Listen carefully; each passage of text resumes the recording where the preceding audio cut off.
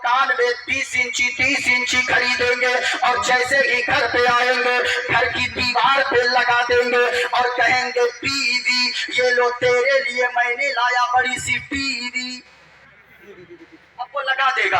अब वो उसकी बीवी जो पहले कुरान की तिलावत कर रही थी, वो उसकी बीवी जो पहले कुरान की तिलावत हर वक्त करती थी, मुस्तफा पर दुरूद पाक पढ़ती थी, जो उसकी बीवी नाते मुस्तफा गुनगुनाती थी। ओ इब्राहिमपुर में आने वालों, अगर बात सच्ची हो जरा गौर से सुनकर जाना और एक पैगाम मैं देकर जाना चाहूंगा। ओ माँ बहनों, तुम भी यहाँ से पैगाम लेकर जाओ।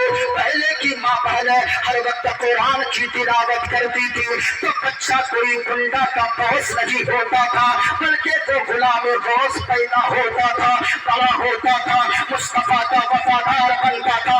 मैं आपसे कहना चाहूंगा, ए मेरी माँ और बहनों, आप भी जलसे में आई हो, इसलिए कि आप अगर सवर जाएंगी, आप अगर पढ़ लेंगी तो पूरा मुआशरा सवर जाएगा। औलाद की पहली दरसेगा माँ की गोद हुआ करती है। सनत बच्चों से सुनना, गौसे आजम को आपने जाना है, वो गौसे आजम है, उम्र ज्यादा नहीं है, सिर्फ 4-5 साल की उम्र है। अपने सीने से कुरान करीम को लगा लेते गए, मदरसा पहुंचते गए उस्ताद जी के पास। उस्ताद ने फरमाया, बेटा अब्दुल कादिर पढ़ने आया है। हाँ हजरत जी पढ़ने आया हो। ए अब्दुल कादिर पढ़ो बेटा।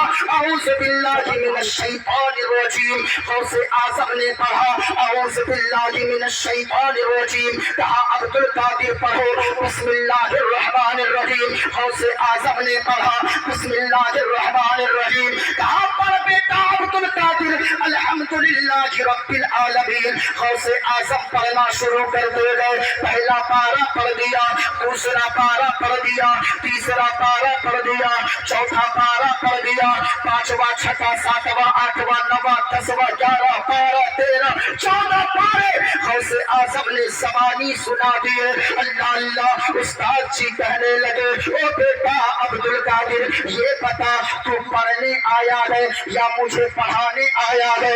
उस्ताद जी पढ़ने आया हो। ए बेटा अब्दुल कादिर, ये 14 पारे किस मदरसे में तूने याद किया, किस उस्ताद के पास पढ़ा? गौसे आज़म ने कहा, सरकार मैंने कहीं भी याद न किया, न तो मैं मदरसा गया हूँ, न तो किसी उस्ताद के पास गया। ए बेटा अब्दुल कादिर, ये बताओ तूने 14 पारे कहाँ ज़बानी याद कर लिए? गौसे आज़म ने फरमाया, उस्ताद जी बात ये है, मैं तो मदरसा न गया, मैं तो